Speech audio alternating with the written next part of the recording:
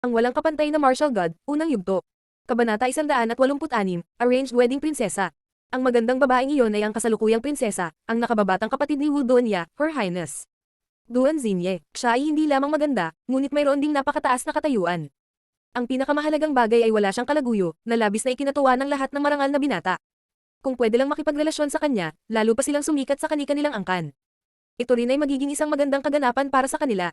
Pagkatapos ng lahat, lahat sila ay kabilang sa mga maharlikang angkan. Marami silang mga kapatid na lahat ay nakikipaglaban para sa kapangyarihan. Nagkaroon ng patuloy na pag-aaway sa kapangyarihan. Duan Xinye lumakad pasulong at dumating sa kanyang upuan at umupo. Umupo din si Duan Wuya sa tabi niya, ngumiti at sinabi, Xinye, narito ang maraming tao na malamang na hindi mo pa nakikilala. Ipapakilala ko sila sa iyo. Habang nagsasalita, itinuro ni Duan Wuya si Lin Fang at sinabi, si Lin Fang iyon, isang estudyante ng Celestial Academy. Ang kanyang likas na talento ay hindi kapani-paniwalang napakapangit. Kahit bata pa siya, ang lakas niya ay higit pa kaysa kay Niayan. Itinaas ni Duan Xinye ang kanyang ulo at tumingin kay Lin Fang sa malamig at hiwalay na paraan, ngunit nang makita niya ang kanyang punit-punit na damit, hindi niya maiwasang mamangha. Sa pavilion, lahat ng tao ay may napakataas na katayuan sa lipunan, lahat ay may kakaibang pananamit, maganda at marangal. Nakakagulat, ang mga damit ni Lin Fang ay sira-sira. Mahirap na hindi makuha ang atensyon ng mga tao. Ngunit kaagad pagkatapos, lumingon si Duan Xinye at tumigil sa pagtingin kay Lin Fang. Xinye, tingnan mo, maraming gwapong binata mula sa Imperial City ang nandito. Kumuha ng isang baso ng lovesick na alak at tingnan kung mayroong sino man na gusto mo, sabi ni Duan Wuya habang nakangiti. Itinaas ni Duan Xinye ang kanyang ulo, tumingin sa kanya at sinabi, Kuya, ano ang sinasabi mo? Haha, Xinye, maingat kong inihanda ang piging na ito para sa iyo. Si Duan Wuya ay may malinaw at kakaibang ngiti sa kanyang mukha. Tumingin si Duan Xinye sa sahig at nanatiling tahimik. Hindi pa siya nakakahanap ng taong mamahalin niya sa lahat ng oras na ito. Sa sandaling iyon, tumayo si Yu Tianchen, kumuha ng baso ng alak at ibinigay ito sa kanya. Pagkatapos ay sinabi niya, Xinye, matagal nang hindi nagkikita. Kumusta ka, Tianchen, kuya, salamat sa pag-aalala mo sa akin. Ayos lang ako. Si Duan Xinye at Yu Tianchen ay nakakagulat na malapit sa isa't isa, ngunit ang ekspresyon sa kanyang mukha ay nanatiling malamig at walang pakialam. Bahagya niyang itinaas ang baso at humigop. Kung okay ka lang, makakapagpahinga na ako sa wakas. Sagot ni Yu Tianchen sa malambot at banayad na tono habang tumatango. Pagkatapos ay sinabi niya, kanina lang, tinanong ako ng aking lolo tungkol sa amin. Umaasa siya na magkasundo kami at magpakasal. Nang matapos magsalita si Yu Tianchen, maraming tao ang tumingin sa kanya na may naiinggit na ekspresyon sa kanilang mga mukha. Ang katayuan ni Yu Tianchen ay mas mataas kaysa sa kanila. Kahit na maingat ang Yuklan, walang nang ahas na tingnan sila ng mababa. Malinaw nilang naunawaan na kung ang tatlong pinakamalaking angkan ng Imperial City ay kailangang hatiin, ang Duan Clan at ang Yuklan ay nasa parehong antas. Ang kanilang impluwensya ay halos pareho, mas malakas kaysa sa Yuklan. Nang marinig ni Duan Wuya ang salitang magpakasal mula sa bibig ni Yu Tianchen, seryoso siyang tumingin sa kanya. Isang misteryosong malamig na liwanag ang bumungad sa kanyang mga mata.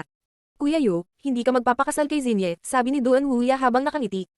Kamahalan, patawarin mo ako sa pagkakasala sa iyo, ngunit ang aking lolo ay walang anak. Ang kanyang kapatid na babae ay may isang anak na babae lamang. Kung tungkol sa mga lihim na bagay na nangyayari sa aking angkan, ang kamahalan ay dapat na mas nakakaalam sa kanila kaysa sa ibang tao. Kahit na hindi kami direktang magkamag-anak ng aking lolo, malinaw na iniisip ng lahat sa Yuklan na ako, si Yu Tianchen, ang dapat na ikakasal kay Xinye. Iyon ay gagawin ako ang direktang descendant at susunod sa linya. Nakatingin si Yu Tianchen kay Duan Wuya, ngunit ang nakakagulat ay mukhang kinakabahan siya habang nagsasalita. Hindi niya gustong pag-usapan ang tungkol sa mga bagay ng kanyang angkan sa harap ng lahat. Siguro may isa pang pagkakataon para sa isang direktang inapo, sa ibang lugar. Sabi ni Duan Wuya na parang misteryoso habang nakatingin kay Yu Tianchen. Imposible. Ang mga ganitong pangyayari, hindi maaaring mangyari ang ganoong bagay. Dapat mas maunawaan ng kamahalan ng sitwasyon kaysa sa akin. Nang marinig kung gaano determinado si Yu Tianchen, si Duan Wuya ay tahimik na ngumiti at pagkatapos ay nagsabi. Anyway, ang kasal ni Xinye ay mangyayari lamang pagkatapos niyang mahanap ang isang taong gusto niya. Malaya siyang pumili kung sino ang pakakasalan niya. Halika, Kuya Yu, uminom ka pa. Binago ni Duan Wuya ang paksa ng usapan, itinaas ang kanyang baso at ngumiti. Alam ni Yu Tianchen na wala siyang ibang alternatibo. Hindi siya masyadong maiinip pagdating sa mga ganitong bagay, kaya nagpatuloy siya sa pag-inom kasama si Duan Wuya. Si Duan Xinye ay nagtataglay ng hindi kapani-paniwalang minanang lakas mula sa kanyang dugong espiritu. Kung ang isang lalaki ay nagpakasal sa kanya at nagkaroon ng mga anak, ang kanilang mga anak ay magmamana rin sa espiritong iyon ng dugo. Kung ang isang lalaki ay ikinasal sa kanya, magkakaroon din siya ng maraming iba pang mga benepisyo. Gayunpaman, ang ganitong uri ng babae ay hindi hahayaan ng mga kabataang lalaki na tumakbo sa kanya tulad ng isang kaho ng pato, lahat ay sabik na pakasalan siya. Sa kasamaang palad, ang iba ay palaging handa habang siya ay palaging nananatiling walang malasakit. Siya ay palaging malamig at walang pakialam sa mga ganoong bagay. Hindi niya naramdaman ang paghahanap ng pag-ibig.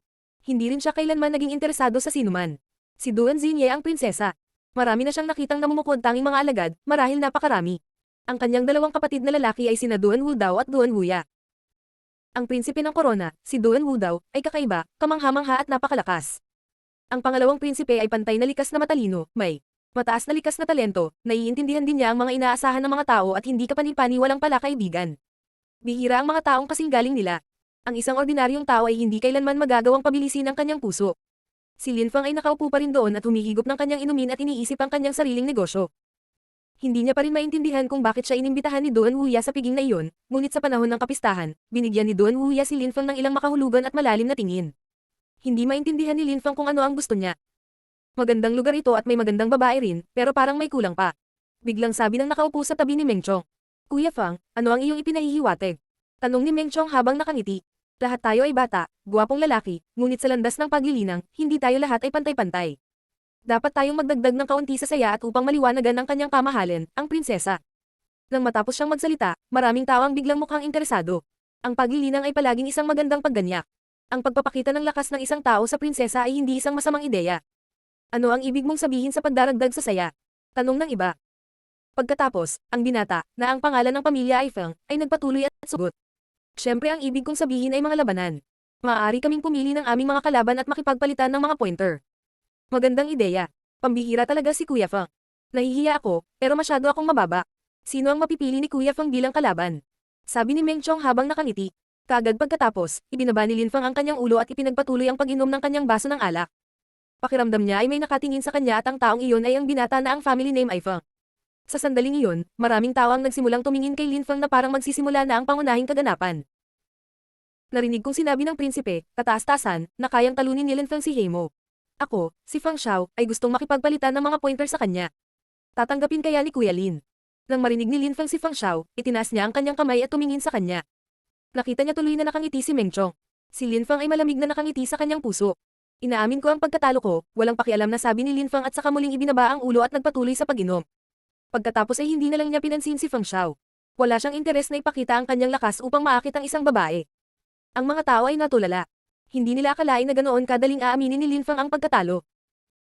Tila ang kanyang reputasyon ay hindi karapat-dapat at ang pangalawang prinsipe ay labis ang pagpapahalaga sa kanya. Kung hindi, magkakaroon siya ng lakas ng loob na tanggapin ang hamon ni Fang Xiao. Bukod dito, inamin niya ang kanyang pagkatalo at ipinahiya ang kanyang sarili. Tumingin si Duan Xinye kay Lin Feng.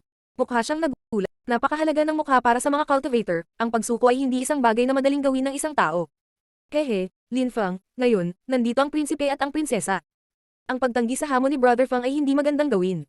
Sabi ni Meng Chong habang nakangiti at nakatitig kay Lin Feng. Ibig bang sabihin ay na kahit sinong humamon sa iyo, dapat tanggapin mo? Tama ba ito? Tanong ni Lin Feng habang nakatingin kay Meng Chong. Kung ito ay upang aliwin ang prinsesa, ito ay isang karangalan para sa amin na gawin ito, sa katunayan. Sagot ni Meng Chong. Nakita ko, bahagyang tumango si Lin Feng, tumingin kay Meng Chong at sinabi. Hinahamon kita Meng Chong na tulungan akong aliwin ang prinsesa, ano ang tunog nito? Ikaw. Natigilan si Meng Chong. Isang malamig na ekspresyon ang bumalot sa kanyang mukha. Kahit na ang antas ng cultivation ni Lin Feng ay hindi mas mataas kaysa kay Heimo, mas malakas pa rin siya kaysa kay Meng Chong. Si Meng Chong ay blanko na nakatingin kay Lin Feng. Natatakot siya na kung tatanggapin niya, hindi magiging maganda ang mga bagay para sa kanya. Anong mali? Di ba sabi mo, kanina lang, isang karangalan para sa atin ang paglilibang sa prinsesa. Bakit wala kang sinasabi ngayon? Tanong ni Lin Feng nang makita niyang si Meng Chong ay nakatitig lamang sa kanya, na ikinalulungkot ng huli. Hindi pinansin ni Lin Feng ang ekspresyon ng mukha ni Meng Chong. Naging malamig ang kanyang ekspresyon at sinabi niya sa malamig na tono. Kung hindi mo kaya, itigil mo na lang ang pagbuka ng iyong maruming bibig.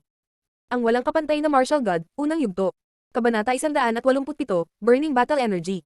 Lin Feng, kuya, hinamon kita na makipagpalitan ng pointer pero hindi ka pa sumasagot sa akin. At least, kalabanan mo muna ako tapos hamanin mo si Kuya Meng Chong. Nanunuyang sabi ni Feng Xiao. Nang marinig ni Meng Chong ang mga salitang ito, tumango siya at sinabi. Tama siya, Lin Feng. Sinusubukan mo bang takasan ang laban sa pamamagitan ng pagbabago ng paksa? Dapat mo munang talunin si Brother Feng Xiao at pagkatapos ay hamanin mo ako. Ilang sandali ang nakalipas, si Meng Chong ay nawalan ng salita at walang masabi ngunit ngayon ay nagkaroon siya ng pagkakataon. Ibig mo bang sabihin ay lalaban mo lang ako kapag natalo ko siya? Sabi ni Lin Feng sa mapanuksong tono habang nakatingin kay Meng Chong. Iniwasan ni Meng Chong ang mga mata ni Lin Feng at mukhang nag-aalangan. Kagad, pagkatapos, tumango siya at sinabi. Talaga, hindi mahina si Feng Xiao. Siya ay nasa tuktok ng ika-6 na layang Lingqi. Hindi pa niya nakita ang laban ni Heimo at Linfang at kakaunti lang ang alam tungkol dito ngunit narinig niya ang balita na draw iyon. Bukod pa rito, si Linfang ay nasa ikalimang Lingchi layer pa rin sa auction market. Hindi naniniwala si Meng Chong na si Linfang ay nagawang talunin ng isang cultivator sa tuktok ng ika-6 na layer ng Lingchi pagkatapos ng maikling panahon tulad ni Feng Xiao. Ang pangalawang prinsipe ay labis na tinatansya ang lakas ni Linfang. Ipapahiya siya ni Feng Xiao. Ang mga tao ay nakatingin kay Linfang. Ang pangalawang prinsipe ay partikular na mabait kay Linfang na naging sanhi ng ilan sa kanila na masama ang loob. Masaya silang manood kung mapahiya si Linfang. Hinigop ni Linfang ang kanyang baso ng alak na may malamig na aura sa paligid niya. Kaagad pagkatapos, bahagyang itinaas niya ang kanyang ulo, sumulyap sa karamihan at sa wakas ay tumingin kay Feng Xiao. Walang pagpipilian si Linfang kundi ang magpatawa sa kanya dahil talagang gustong gamitin ni Feng Xiao si Linfang para ipakita ang kanyang lakas. Saan tayo mag-aaway? Walang pakialam na tanong ni Linfang na ikinagulat ng mga tao. Agad na sumilay ang excitement sa kanilang mga mata. Tinanggap ni Linfang ang hamon. Medyo nagulat din si Feng Xiao. Agad siyang ngumiti pagkatapos at sinabi, ang panonood ng labanan mula sa pavilion habang umiinom ng alak ay napakasayang gawin. Napakaganda ng tanawin. Maaari nating samantalahin ang mga bolsa ng kawayan sa lawa, ano sa palagay mo? Sige. Walang pakialam na sagot ni Linfang. Ang daming nanunuya sa kanya. Sino ang hindi nakakaalam na si Feng Xiao ay may espiritu ng bagyo at siya ay napakalakas? Ang pagpili sa lawa bilang isang larangan ng digmaan ay magbibigay sa kanya ng malaking kalamangan. Nakakagulat na tinanggap ni Linfang. Sige, mauna na ako. Kumislap ang silhouette ni Feng Xiao at sa isang kisap mata, lumitaw siya sa isang bolsa ng kawayan sa labas ng pavilion. Pagkatapos, nakita ng mga tao ang bamboo raft na gumagalaw ng may tumpak na kasanayan patungo sa gitna ng lawa. Ang ganda ng agility technique. Ang daming namangha. Pagkatapos ay tumingin sila kay Linfang upang makita kung mahuhuli nila ang kanyang pagkagulat ngunit ang mukha ni Linfang ay hindi nagpapakita ng pagkagulat. Mukha siyang walang ekspresyon at kalmadong tumayo. Dahan-dahan siyang naglakad patungo sa gilid ng pavilion at tumalon sa isang balsang kawayan. Kaagad pagkatapos, ang bolsa ng kawayan ay nagsimulang gumalaw ng dahan-dahan patungo sa gitna ng lawa. Ang kanyang mga galaw ay napakakaraniwan at hindi maganda at eleganteng tingnan, na naging dahilan upang tumingin ang mga tao kay Linfang ng may paghamak. Mukhang tiyak na matatalo si Linfang sa labanang iyon. Maraming tao ang nagsisisi na hinamon ni Feng Xiao si Linfang bago sila. Kung hinamon muna nila siya, nakuha sana nila ang prestihiyo at nasa posisyon ni Feng Xiao. Pagkarating ni Feng Xiao sa gitna ng lawa, lumingon siya. Habang nakatayo sa bolsa ng kawayan, tumingin siya kay Linfang at isang ngiti ang lumitaw sa kanyang mukha. Linfang, kapatid, narinig ko na ang iyong lakas ay katanji tangi, ngunit ngayon, tila ito ay hindi makatwiran. Paano kita itatapon? Pabirong sabi ni Feng Xiao. Sa sandaling iyon, hindi na siya magalang, ipinapakita na niya ang kanyang tunay na kulay. Gayunpaman ang gusto mo, sabi ni Linfang na walang pakialam.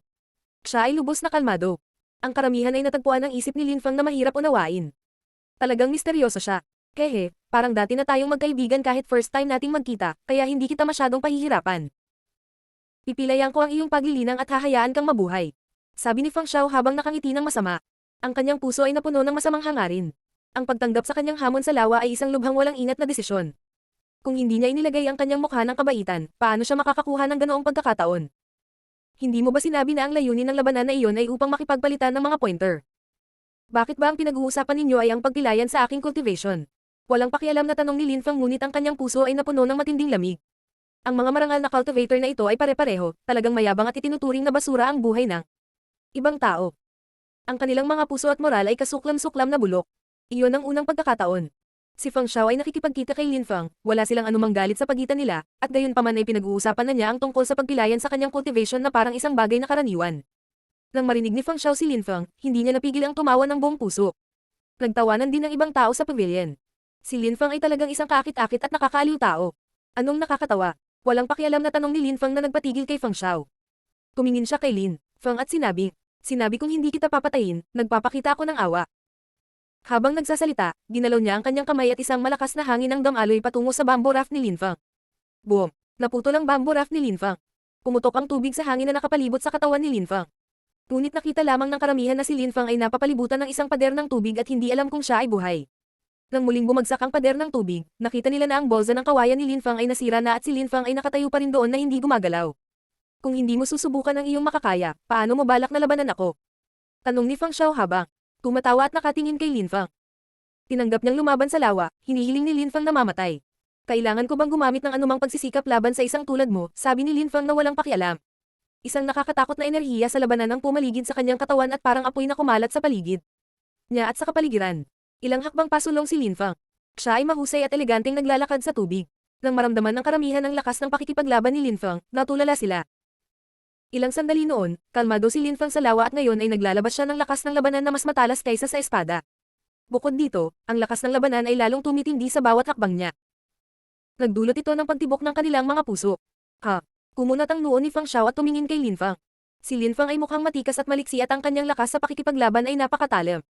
Whoosh! Iniswipe ni Fang Xiao ang kanyang kamay pasulong at dalawang matutulis na bagyo ang dumiretso.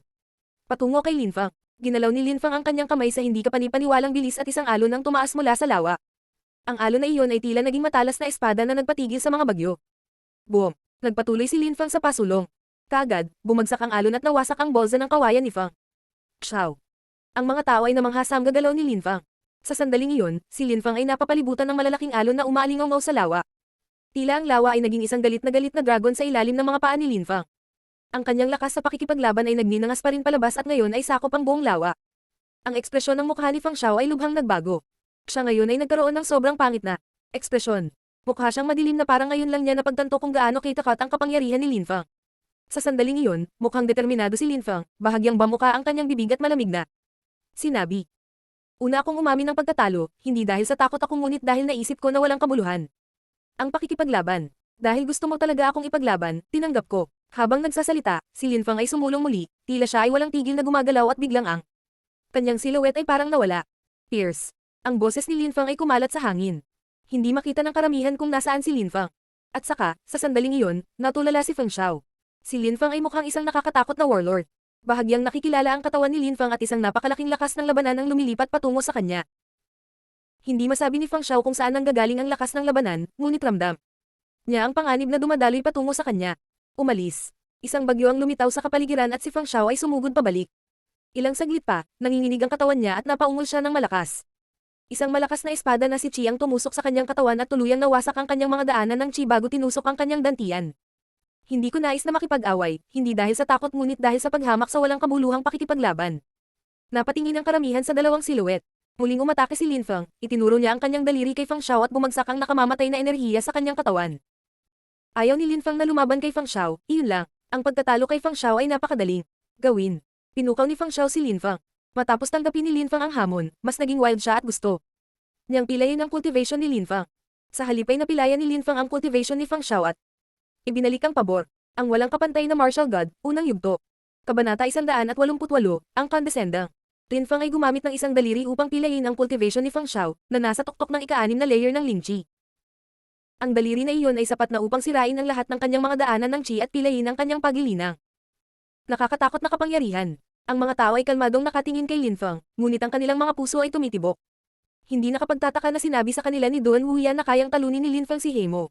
Ang lakas ng laban ng iyon ay maaaring sumaklaw sa buong kalangitan, tila hindi mapigilan. Ang pagkakaroon ng lakas ng pakikipaglaban na kayang lunukan ng lahat ay ang tunay na kapangyarihan ng isang magsasaka. Paano nila malalaman na noong muntik ng patayin ni Linfang si Heimo, hindi pa siya kasing lakas ngayon? Ang lakas ng kanyang labanan at lakas ng espada ay resulta ng 2 buwang ginugol sa pagsasanay sa cultivation tower. Makokontrol din ni Linfang ang Divine Black Sword na iyon na may mas mataas na kasanayan. Mas naiintindihan niya ng kaunti ang mga hindi maarok na misteryo nito. Labis ding naapektuhan si Linfang sa katotohanan na naiintindihan niya kung paano gamitin ang Celestial Book.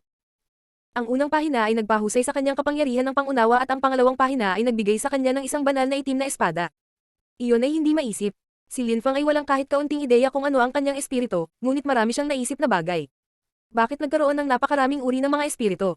Paano maaaring umiral ang gayong makapangyarihang espiritu tulad ng kanyang Celestial Book? Iyon ay isang himala sa kanyang sarili. Sa sandaling iyon, walang patid ng magos ang dugo mula sa bibig ni Fang Xiao. Dilat na dilat ang kanyang mga mata. Panay ang titig niya kay Linfang. Napatulala siya at mukhang takot na takot. Napilayan lang ba talaga ni Linfang ang kanyang cultivation? Nang mapagtanto niya na ito talaga ang kaso, nagsimula siyang manginig.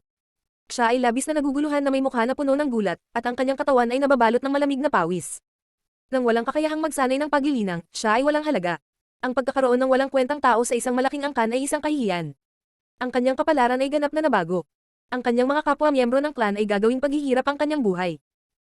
Lahat ng mga bagay na mararanasan ni Fang Xiao ay nagpasindak sa kanya hanggang sa buto. Siya rin ay walang katapusan na nagsisisi sa kanyang ginawa. Bakit siya ang unang taong humamon kay Linfang? Hindi lamang niya nagawang makuha ang puso ng prinsesa, ngunit siya rin ay naging isang walang kwentang basura. Hindi na siya muling makakakilos ng mayabang. Kahit na ang isang aliping babae ay titingnan siya ng masama. Ang malalaking angkan ay may mahalagang impluensya, ngunit mayroon ding mga panuntunan. Talagang kakilakilabot ang kanyang kapalaran. Kanina, sinabi mo na hindi mo ako papatayin dahil naawa ka. Ngayon, nagpa siya akong magpakita ng awa para sa iyo, kapatid na Fang Xiao, dahil napilayan ko lang ang iyong paglilinang. Hindi kita pinatay. Ako ay tunay na maawin. Sabi ni Lin Fang habang inuulit ang mga mithiin ni Fang Xiao. Sa pandinig ni Fang Xiao, ang mga salitang ito ay matinding pangungutya. Napagtanto lang ni Fang Xiao na isang sandali bago, kumilos siya ng ganito kay Lin Fang, na nagsasabi ng mga hindi kasya siyang salita. Sa sandaling iyon, ang silhouette ni Lin Fang ay kumikislap. Hinawakan niya ang katawan ni Fang Xiao gamit ang isang kamay at nagsimulang gumalaw sa tubig ng napakabilis. Siya ay napakabilis at maliksi. Makalipas ang ilang sandali, dumating si Lin Fang malapit sa pavilion at tumalon sa loob ng isang mabilis na paggalaw. Pagkatapos ay inihagis niya ang katawan ni Fang Xiao sa sahig, natural at walang pidget. Nakakamangha ang agility technique. Ang mga tao ay namangha. Nalaman nila ang tunay na kakayahan ni Lin Fang. Ilang sandali bago, ang kanyang mga galaw ay napakakaraniwan, ngunit sa sandaling ito, sila ay lubhang maliksi at mahusay, na ikinamangha ng karamihan. Sa totoo lang, hindi eksperto si Lin Fang sa mga diskarte sa liksi.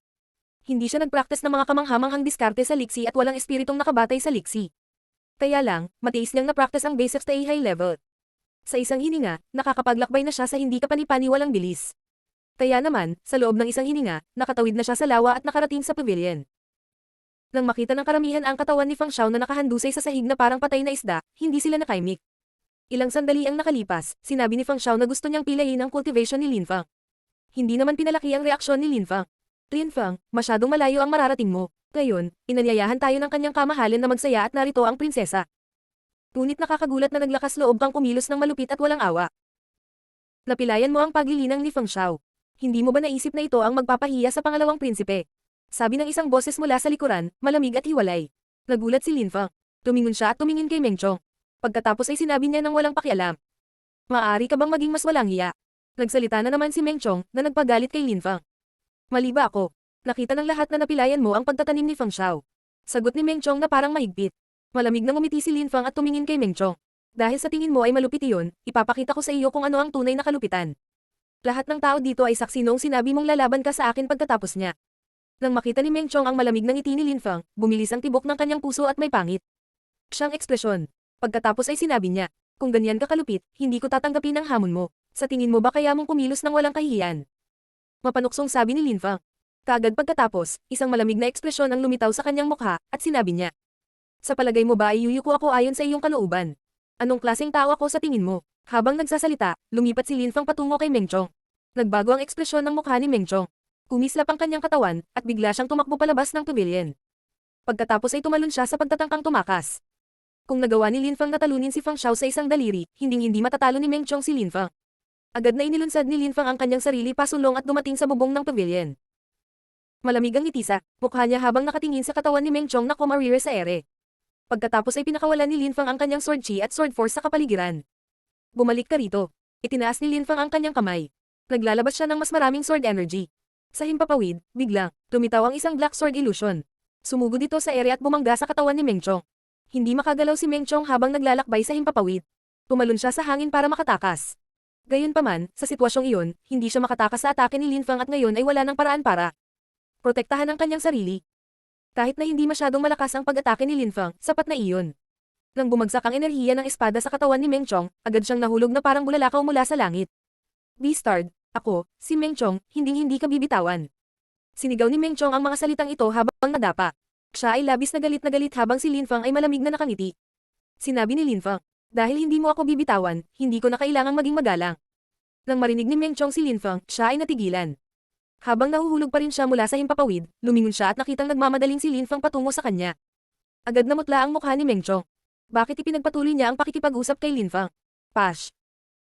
Dumating si Lin Fang sa harap ni Meng Chong, na nahuhulog pa rin, at walang pag-aalinlangan, itinaas ang isang daliri at itinulak ito kay Meng Chong, na nahuhulog pa rin. Sa isang kisap mata, isang hindi kapani-paniwalang dami ng enerhiya ng espada ang lumabas mula sa daliri ni Lin Fang at tumusok sa katawan ni Meng Chong, na agad na napilayan ang kanyang paglilinang. Si Lin Fang ay hindi nagpakita ng awa. Isang nakakakilabot na tili si Meng Chong habang naghihirap. Nararamdaman ng karamihan ng isang lubhang nakakatakot na enerhiya. Si Lin Fang ay talagang malupit. Siya ay hindi kapani-paniwalang determinado at isang cultivator na nananatili sa kanyang salita. Kung sinabi niyang mapilayan niya ang paglilinang ng isang tao, ginawa niya ito ng walang takot. Ang mga marangal na cultivator na ito ay dapat na mas alam kaysa sa pagudyok sa isang baliw na tao tulad ni Lin Fang. Wala sa kanila ang malapit sa pagiging maawin, ngunit sa sandaling iyon, may nakilala silang isang tao na kahit ang kanilang kalupitan ay tila hindi gaanong mahalaga. Kinailangan nilang maging mapagbantay. Siya ay isang nakakatakot na individual. Tinuruan sila ni Lin Feng ng leksyon, isang praktikal na aral sa buhay. Ang aral na iyon ay nagkaroon ng halaga kay Meng Chong at Feng Xiao sa kanilang mga paglilinang. Bumalik si Lin Feng sa pavilion bitbit ang katawan ni Meng Chong. Pagkatapos ay inihagis niya ang kanyang katawan. Sa sahig katabi ng kay Feng Xiao. Si Meng Chong ay mukhang nasaraan ng loob at nakamamatay na mapatla, mas higit pa kaysa kay Feng Xiao. Kahit na wala man lang lakas ang kanyang katawan, nakatitig pa rin siya kay Lin Feng. Hindi na kailangang tumingin sa akin ng ganyan. Kung kaya mo lang gawin sa akin, gagawin mo. Tsaka ngayon, ayoko man lang makipag-away, ito ay iyong ideya. Isang ngipin para sa isang ngipin. Si Lin Feng ay mukhang walang ekspresyon at hiwalay. Parang walang makakaapekto sa kanya. Kaagad pagkatapos, itinaas niya ang kanyang ulo at sinulyapan ang mga tao. Pagkatapos ay sinabi niyang walang pakialam. Mayroon pa bang ibang tao na gustong makipaglaban sa akin para makipagpalitan ng mga payo? Magalang kong tatanggapin ang lahat ng mga kahilingan. Ang kanyang boses ay malakas at umalangaw sa pavilion, na nagpapadama sa lahat ng pagkabalisa. Sa harap ng kanyang kalupitan, lahat sila ay walang lakas na lumaban. Ang walang kapantay na martial god, unang yugto. Kabanata 189, ang mapanuksong alok ni Duan Wuya. Ang karamihan ay nakatingin kay Lin Feng na mukhang hindi sigurado, lahat ay nanatiling tahimik. Si Feng Xiao ay nasa tuktok ng ika-6 na layer ng Ling Chi ngunit maaaring pilahin ni Lin Feng ang kanyang paglilinang gamit ang isang daliri. Ang katotohanan na si Lin Feng ay napakalakas ay halata. Bukod pa rito, gumagamit siya ng nakakatakot na lakas ng labanan, ang pakikipaglaban kay Lin Feng ay lubhang mapanganib. Sa sandaling iyon, dumating ang enerhiya sa katawan ni Lin Feng na ikinagulat niya. Kaagad pagkatapos, tumingin siya kay Yu Tianchen. Gusto mong lumaban? Si Lin Feng na nakakaramdam ng enerhiya ni Yu Tianchen ay nagtanong sa kanya na may malamig na tono. Hindi sumagot si Yu Tianchen. Nakatitig siya kay Lin Feng habang kumikislap sa kanyang mga mata ang layuning pumatay. Kahit na nakapasok na si Lin Feng sa ika-6 na layer ng Ling Chi, hindi ganoon kadali para sa kanya na talunin ang mga cultivator ng ika-7 layer ng Ling Chi. Nakalusot si Yu Tianchen sa ika-7 layer ng Ling Chi. Gayunpaman, kung matalo si Yu Tianchen, hindi siya papakawalan ni Lin Feng ng madali. Baka mapilayan pa niya ang kanyang cultivation tulad ng ginawa niya kay Feng Xiao o Meng Chong. Kung lampuhin ni Lin Feng ang kanyang cultivation, masisira ang kanyang kinabukasan at kahit na nagawa niyang patayin si Lin Feng pagkatapos, magdurusa pa rin siya. Sa mga mata ni Yu Tianchen, ang buhay ni Lin Feng ay walang halaga at hindi maihahambing sa halaga ng kanyang paglilinang. Kahit na manalo siya sa laban na iyon, hindi siya makakakuha ng anumang prestihiyo. Siya ay miyembro ng isa sa 3 pinakamalaking angkan. Mataas ang kanyang katayuan sa lipunan. Kung siya ay lumaban at nanalo, ito ay isa na namang tagumpay para sa kanya sa lahat ng iba pa niyang mga nagawa, wala nang iba pa. Maraming tao ang hindi karapat-dapat na ipaglaban para sa kanya. Mababa ang katayuan at reputasyon ni Lin Feng sa lipunan. Hindi niya kayang makipagsapalaran sa pakikipaglaban sa kanya. Nang naisip niya ito, nawala ang enerhiya sa paligid ng kanyang katawan at tumigil siya sa pagtingin kay Lin Feng. Ibinaba niya ang ulo niya at nagpatuloy sa pag-inom. Nagulat ang karamihan. Naramdaman din nila ang enerhiyang lumalabas mula sa katawan ni Yu Tianchen at pagkatapos ay bigla itong nawala. Ayaw niyang makipagsapalaran at lumaban kay Lin Feng kaya mas lalo silang pumayag na kunin ang panganib na iyon. Ilang sandali, ang pavilion ay nalunod sa ganap na katahimikan. Walang kahit isang boses ang narinig. Hehe. Ang pangalawang prinsipe, si Duan Wuya, ay tumawa ng mahinang bumasag sa katahimikan. Tumingin siya kay Duan Xinye, na nakaupo sa tabi niya, at sinabi sa mahinang boses. Xinye, ano ang tingin mo kay Lin Feng? Sa sandaling iyon, tumingin si Duan Xinye kay Lin Feng. Pakiramdam niya ay may kakaiba kay Lin Feng. Kahit guti-guti ang suot niya ay parang nangingibabaw siya. Sa puso niya, lihim siyang nagkaroon ng magandang sentimiento para sa kanya. Si Lin Feng ay isang mapagmataas at dominanteng binata. Gayunpaman, ang isang mapagmataas at dominanteng binata sa una ay tumanggi na makipaglaban kay Feng Xiao. Siguro ang katotohanan na siya ay may suot na punit-punit na damit ay ang parehong dahilan kung bakit siya tumanggi sa hamon, dahil si Lin Feng ay walang pakialam sa mga maliliit na bagay. Bigla, natulala si Duan Xinye sa boses ni Duan Wuya. Tumingon ito sa kanya at tumingin sa kanya na parabang nakakatawa ang sitwasyon. Hindi niya napigil ang iyuko ang kanyang ulo at sinabing, Kuya, anong problema? Haha, anong meron, kapatid? Bigla kang nawala sa pag-iisip. Namumula ka pa nga eh. Si Duan Wuya ay tumatawa na lalong nagpahiya kay Duan Xinye. Kahit na siya ay isang prinsesa, siya ay isang babae higit sa lahat. Katulad ng ibang babae, nakakahiya ang pag-usapan ng mga ganyang bagay. Ang mga tao ay natulala. Ang ilan sa kanila ay may napakalamig na ekspresyon sa kanilang mukha habang nakatingin sila kay Lin Feng. Sa kanila, marami sa kanila ang gustong maging asawa ni Duan Xinye. Kahit wala naman talaga silang nararamdaman para sa kanya, umaasa pa rin silang pakasalan siya. Kung maaari silang magpakasal, ang kanilang kinabukasan ay mapupuno ng mas malawak na hanay ng mga pagkakataon upang mapataas ang kanilang katayuan. Sa sandaling iyon, nakikipag-usap si Duan Wuya kay Duan Xinye tungkol kay Lin Feng sa isang paborbleng paraan. Hindi maiwasan, ang iba ay nakatingin kay Lin Feng sa malamig na paraan. Sumimangot si Lin Feng at ibinaba ang kanyang ulo at walang kahit kititing na kagalakan sa kanyang puso, ito ay medyo malamig. Pagkatapos ay lumingon siya kay Duan Wuya at tumingin sa kanya ng walang pakialam. Sige, malinaw na alam ng lahat kung bakit kita inimbitahan ngayon. Dahil wala nang masabi, pwede na kayong lahat umalis. Sabi ni Duan Wuya habang nakatingin sa karamihan. Pagkatapos mag-utos na umalis ang mga bisita, tumingin siya kina Meng Chong at Fang Xiao na nakahiga. Pagkatapos ay sinabi niya, pakiusap, alisin din ang dalawang ito. Linfang manatili ka rito, mayroon akong ilang bagay na nais kong talakayin sa iyo. Sabi ni Duan Wuya habang nakatingin kay Linfang na ikinagulat ng lahat. Malamig ang tingin ng mga ito sa kanya habang paalis na sila, wala silang choice kundi umalis. Nagutos na si Duan Wuya na umalis sila. Kailangan nilang maging masunurin. Tumingin si Wen Aozu kay Linfang nang may malalim na makahulugang tingin, pagkatapos ay marahang tinapik niya ang kanyang balikat habang lumalakad siya at umalis sa pavilion. Ilang sandali pa, sa pavilion sa lawa, ang kapaligiran ay naging lalong tahimik. Si Duan Wuya, Duan Xingye at Linfang na lang ang natitira. Kamahalan, ano ang kailangan mong pag-usapan sa akin? Tanong ni Linfang na walang pakialam. Hehe. Tumawa ng mahina si Duan Wuya. Tumingin siya kay Linfang at sinabi, parang wala ka sa magandang mood. Kamahalan, sa tingin mo ba may dahilan ako para maging maganda ang mood ko? Tanong ni Linfang sa malamig at hiwalay na paraan. Hindi pinansin ni Duan Wuya ang kanyang tono at nakangiti pa rin siya. Kuya, mag-chat kayong dalawa, aalis na ako. Sabi ni Duan Xingye habang tumatayo. Gusto niyang umalis, ngunit pinigilan siya ni Duan Wuya at sinabi, Xingye, kapatid mo ako at wala akong dapat itago sa iyo. Dito ka, lang, huwag kang maiinip na umalis. Ang magandang mukha ni Duan Xingye ay nagpakita ng kawalang katiyakan ngunit pagkatapos ay marahang. Tumanggo siya. Kaagad pagkatapos, dahan-dahan siyang umupo muli at tahimik na nanatili para sa kanilang pag-uusap. Linfang, bakit hindi ka masaya? Tanong ni Duan Wuya habang mabait at mainit na nakangiti kay Linfang. Tumingin si Linfang kay Duan Wuya at dahan-daang nagsabi. Dahil ang kamahalan ay gustong makinig sa akin, magsasalita ako. Malinaw na naunawaan ni Linfang na alam ni Duan Wuya na hindi siya masaya. Kamahalan, kanina, sa harap ng lahat, nagtanong ka ng isang tanong sa prinsesa. Tinanong mo siya kung ano, ang iniisip niya tungkol sa akin. Hindi ba't kusang loob mong tinangka ang atensyon ng lahat sa akin? Mukhang naisip ng kamahalan na wala pa akong sapat na atensyon at hiniling na manatili ako dito kasama mo at ng prinsesa. Natatakot ako na ngayon, iniisip ng lahat na ang layunin ng kamahalan ay tulungan akong pakasalan ang prinsesa. Natatakot din ako na ngayon, kahit ang mga taong walang awayan sa akin ay mapupuot sa akin. Sa bawat isang maimpluwensyang pamilya pagkatapos ko, ako ay isang patay na tao. Malamig na sabi ni Linfang. Naisip ni Duan Wuya na ito ay magpapasaya kay Linfang. Gayunpaman, malinaw kay Linfang na hindi ito naglagay sa kanya sa isang paborableng sitwasyon. Wala siyang mataas na katayuan sa lipunan at hindi bahagi ng isang malaking angkan tulad ng iba. Lahat sila ay interesado sa prinsesa hanggang sa ang ilan sa kanila ay determinadong ipaglaban siya, halimbawa, si Yu Tianchen. Gumawa si Duan Wuya ng maling impresyon sa harap ng lahat. Pinangunahan niya ang lahat na maniwala na si Prinsesa Duan Xingye ay interesado sa kanya at siya ay gaganap bilang isang matchmaker, na naging dahilan upang si Linfang ay maging target ng bawat taong pumupuntirya sa prinsesa. Wala ni isa sa kanila ang makakalimutan nito at babayaran nila siya.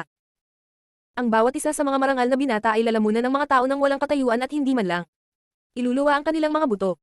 Inukit nila si Linfang sa kanilang mga alaala. Hindi na siya muling makakagawa ng kahit isang hakbang sa loob ng Imperial City. Nagdulot ng malaking pinsala si Duan Wuya kay Linfang. Linfang, ikaw ay, tulad ng inaasahan, kasing talino mo tulad ng iniisip ko, sabi ni Duan Wuya habang tumatawa ng mahina. Siya ay lubos na nasisiyahan sa sagot ni Linfang. Habang tinanong niya ang prinsesa kung ano ang iniisip niya tungkol kay Linfang, binigyang pansin ni Duan Wuya si Linfang. Kung ang isang ordinaryong tao ay nakarinig na ang prinsesa ay maaaring maging interesado sa kanya, siya ay matutuwa. Gayunpaman, hindi man lang natuwa si Linfang. Agad na nagbago ang ekspresyon ng mukha niya at nakita ang lamig. Ang mukha ni Linfang ay agad na nagpahayag ng kanyang hindi pagsang-ayon. Nagkibit balikat si Linfang. Hindi niya maintindihan ang ibig sabihin ni Duan Wuya. Linfang, ilang kaaway mo sa Imperial City? Tanong ni Duan Wuya. Saglit na nag-isip si Linfang at pagkatapos, habang umiiling, ay nagsabi. Marami akong kaaway. Ang Yu Clan, ang Bai Clan, Duan Tian lang at ang kanyang anak, ang Nie Clan at iba pa. Si Linfang ay nakasakit ng maraming maimpluwensyang tao dahil sa kanyang mga paniniwala, masyadong marami. Hindi niya alam kung ilan eksakto. Paano ang kanilang lakas, gaano sila kalakas? Patuloy na tanong ni Duan Wuyan. Makapangyarihan, napakalakas. Matapat na sabi ni Linfang. Dahil marami ka ng kaaway, mahalaga ba kung mayroon ka pang ilan? Sabi ni Duan Wuya habang tumatawa ng mahina na ikinagulat ni Linfang. Hehe. Nakita ni Duan Wuya na hindi nakaimik si Linfang. Bahagya siyang ngumiti at sinabi. Linfang, ngayon, pinapanti kita rito, dahil syempre, inasahan ko ang lahat. Kung gusto ka niya, hindi ako masasaktan. Pareho kayong makakatanggap ng aking suporta. Kung magiging asawa ka ng imperial na prinsesa, sino ang maglalakas loob na atakihin ka?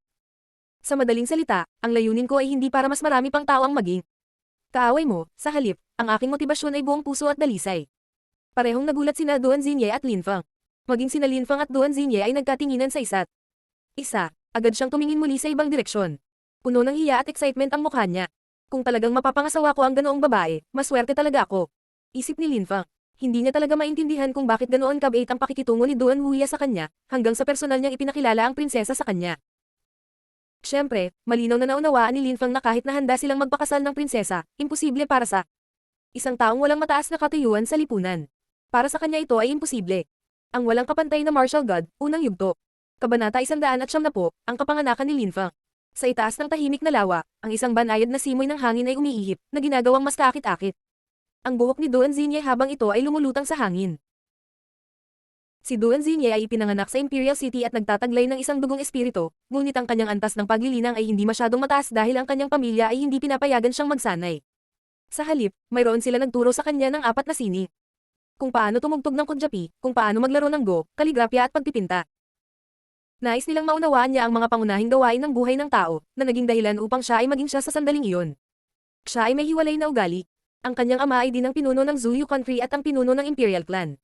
Palagi niyang sinasabi sa kanya na, sa hinaharap, ang kanyang asawa ay magiging isang mahusay at magiting na commander kaya naman hindi niya kailangang maging makapangyarihan. Kailangan lang niyang magkaroon ng sapat na personalidad. Sa makatuwid, ang kanyang mga kasanayan sa paglilinang ay medyo mababa. Noong nakaraan, halos lahat ng mayayaman at mararangal na binata mula sa malalaking angkan ay nakilala na niya maliban sa ilang tao. Ang mga taong ito ay pareho sa kanya. Sa unang pagkakataon ay nagkita sila at agad na nagkunwaring nararamdaman para sa kanya. Siya ay may sakit at pagod sa mga uri ng mga tao. Paano naging posible na magkaroon ng damdamin para sa isang tao kapag nakilala sila sa unang pagkakataon? Sa dinami-dami ng nanliligaw sa kanya, lalo siyang nakaramdam ng sakit at pagod. Hindi lang siya nagpakita, yun lang. Ganoon din ang nangyari nang makita ni Duan Xinye si Lin Fang sa unang pagkakataon at makita ang kanyang mga punit na damit, hindi rin niya ito gusto. Kung tutusin, hindi naman niya kailangang magsuot ng magarang damit, ngunit dapat man lang ay magsuot siya ng malinis na damit. Pagkatapos noon, napansin niya na iba si Lin Fang. Ibang-iba ang ekspresyon ng mukha niya sa iba. Mukha lang siyang nasisiyahan ngunit malamig at walang pakialam. Bukod pa rito, kahit na si Lin Fang ay nakasuot ng punit-punit na damit, mukha siyang mapagmataas habang nasa gitna ng lahat ng marangal na binata na ito. Mukhang naisip niya na siya ay nasa parehong antas o higit sa marami sa kanila. Siyempre, ang impresyon ng prinsesa pagkatapos makilala si Lin Fang sa unang pagkakataon ay hindi katulad noong nakilala niya ang iba. Medyo maganda pa rin ang impresyon niya. Ngunit ang hindi naintindihan ni Duan Xinye ay kung bakit si Duan Wuya, ang kanyang kapatid, na proud din, ay ipinakilala sa kanya si Lin Fang. Maaaring naisip ni Duan Wuya na si Lin Fang ay magiging isang taong may hindi kapani-paniwalang katayuan. Ang hindi naintindihan ni Duan Xinye, mas naiintindihan ni Lin Fang. Hindi siguradong nakatingin siya kay Duan Wuya. Matapos manatiling tahimik sa isang saglit, sinabi niya, "Kamahalan, maaari ba akong magtanong sa iyo?" Tumiti si Duan Wuya at umiling habang sinasabi, "Hindi mo na kailangang magtanong. Malalaman mo pagdating ng tamang panahon. Malinaw mong mauunawaan. Lin Fang, huwag kang mag-alala, kung pinapante kita rito, para lang tulungan ka. Sa ngayon, ang kailangan mo ay mataas na katayuan sa lipunan." Mataas na katayuan sa lipunan. Sabi ni Lin Fang sa mahinang boses, natulala. Talagang mataas ang katayuan sa lipunan. Sa Imperial City, maraming tao ang gustong pumatay sa iyo.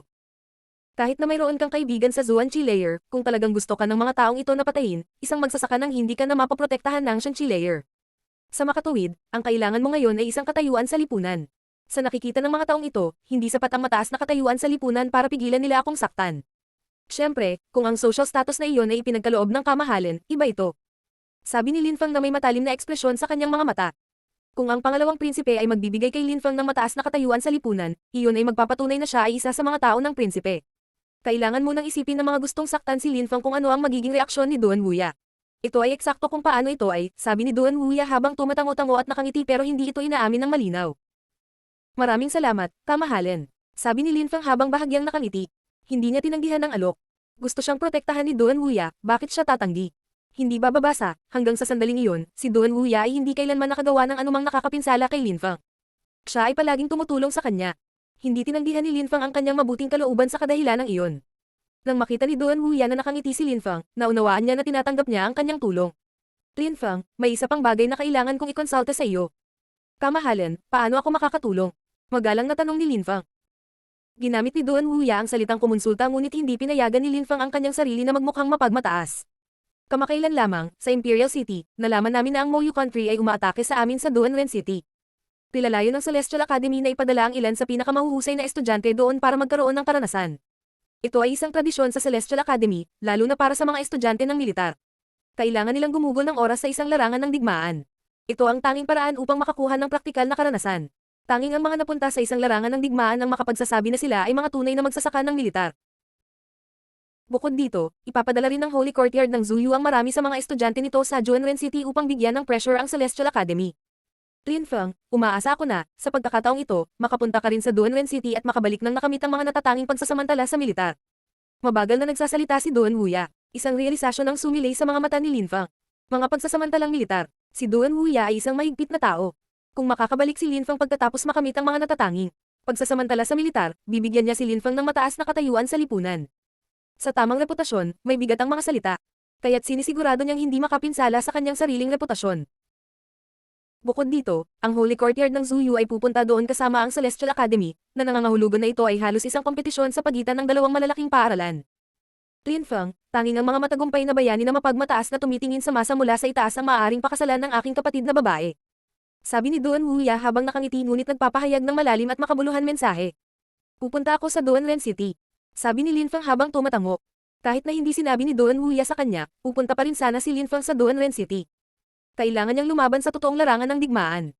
Bukod dito, may mga disipulo ng Yunhai sect na nakaligtas mula sa palitan ng alipin. Kailangan din nilang magkaroon ng karanasan sa larangan ng digmaan. Ayaw ni Linfeng na ituring na basura ang mga disipulo ng Yunhai sect. Naroon din sina Hanman at Puljun na nasa larangan ng digmaan. Nagtataka si Linfeng kung paano naroon ang mga bagay para sa kanila. Bumalik din si Liu Fei at binisita ang kanyang ama, si Liu Kanglan. Ano man ang mga dahilan, kailangan ni Linfeng na pumunta sa Duanren City. Sige. Sabi ni Duan Wuya habang madiin na tumatango. Pagkatapos ay ngumiti siya at sinabi, Linfeng, kung makakamit mo ang mahusay na pagsasamantala sa militar, bibigyan kita ng grado ng opisyal. Ibibigay ko rin sa iyo ang 5th ng Yangzhou City at makakabalik ka sa iyong bayan bilang isang matagumpay na bayani. Ang 5th ng Yangzhou City. Isang lungsod. Si Linfeng ay natulala. Kahit na ang Yangzhou City ay isang maliit na lungsod at isang maliit na teritoryo lamang sa Zuyu Country, ang pagmamayari ng kahit isang maliit na lungsod ay sapat na upang maging lubhang sikat.